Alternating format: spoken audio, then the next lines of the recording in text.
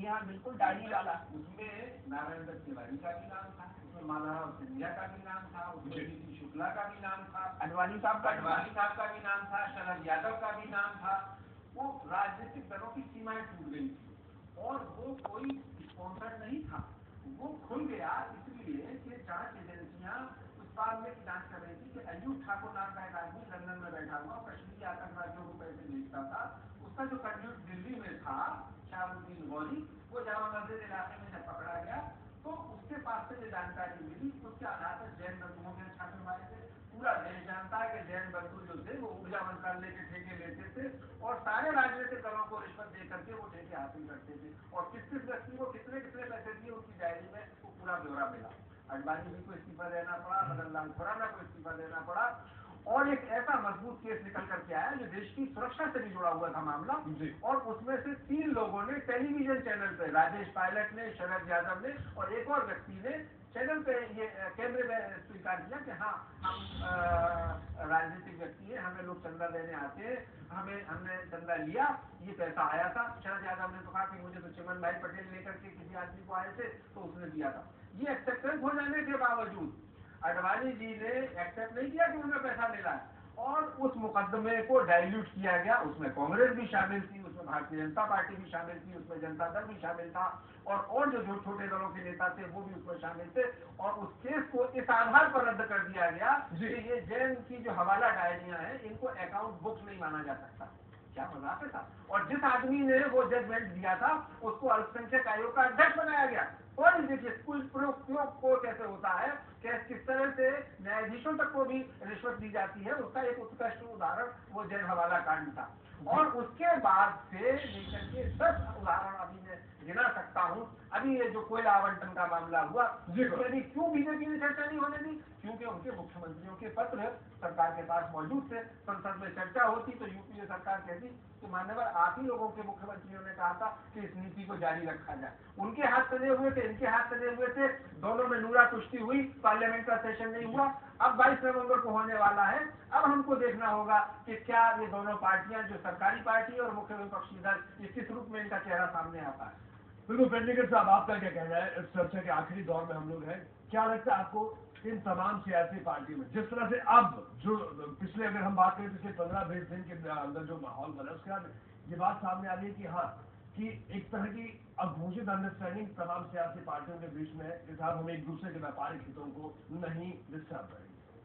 तो देखिए ये चीजें तो बहुत साफ हैं, इसमें कोई दो राय नहीं है। ऐसा भी नहीं है कि जो है वो केजरीवाल के आने से ही लोगों को पता चलती रही है और पहले भी ये होता रहा है। इसके दसियों उदाहरण हैं और जो पहले भी बात उठाई आपने कि रंजन भट्टाचार्य के खिलाफ जो है किसी तरह की जांच नहीं की गई, तो ये अपने आप में ये इस बात का सबूत था कि जो है वो कांग्रेस नहीं चाहती थी या एक सीमा रेखा बनाए रखना चाहती थी जिससे आगे वो नहीं जाना चाहती थी। ये बहुत स्पष्ट है।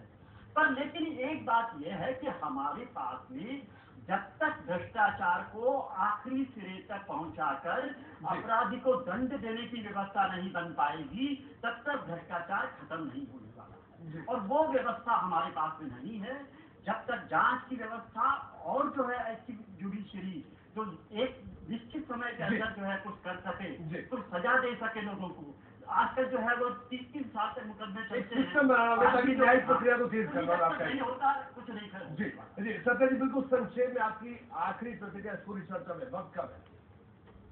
देखिए ऐसा है, भ्रष्टाचार जो है इस देश के लिए, इस समाज के लिए बहुत भयानक कैंसर है और इस भ्रष्टाचार के खिलाफ हम सबको मिलकर के लड़ना चाहिए और किसी के भी ऊपर भ्रष्टाचार के आरोप लगे हैं तो आरोप में अगर सत्यता है तो उसमें कोई नरमी नहीं बरतनी चाहिए। दूसरी बात, हमें जनता में अपनी विश्वसनीयता कायम, सभी राजनीतिक दलों को एक राष्ट्रीय सोच के तहत अपनी विश्वसनीयता समाज में और देश में कायम रखनी पड़ेगी, तभी इस देश का लोकतंत्र आगे बढ़ चल सकेगा। जी श्री कुर्बान साहब, आपका फाइनल कमेंट। हमारे तमाम सियासी नेता, तमाम सियासी पार्टियां जो कुछ भी करती है बयानबाजी से सब कुछ देश हित के लिए करती है, लेकिन ये इस अंडरस्टैंडिंग पर क्या कहेंगे आप? तक से सहमत नहीं हूँ के साथ कोई ऐसी व्यवस्था नहीं है कि जो दोषियों को सजा होती है। बंगारू लक्ष्मण रिश्वत लेते हुए कैमरे पे पकड़े गए, उन्हें सजा हुई, वो शायद अभी जेल में है या जमानत में, लेकिन सजा हुई और जेल गए। जी बिल्कुल।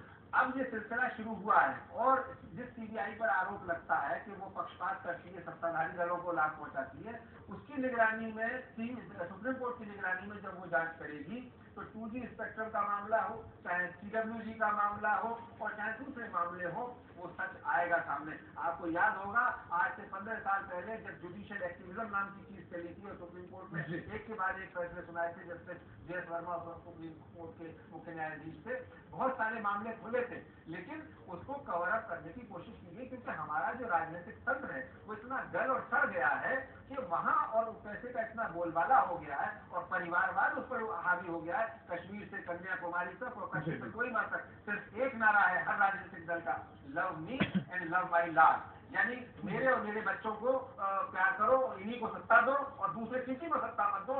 इस देश के लोकतंत्र का मजाक बनाया जा रहा है जो दुनिया का सबसे बड़ा लोकतंत्र होने का दावा करता है। जी कुमार साहब, आपका बहुत बहुत शुक्रिया। पूरी चर्चा में हमारे साथ शामिल होने के लिए। सत्य जी आपका भी बहुत बहुत शुक्रिया। सत्य जी आपका भी बहुत बहुत शुक्रिया।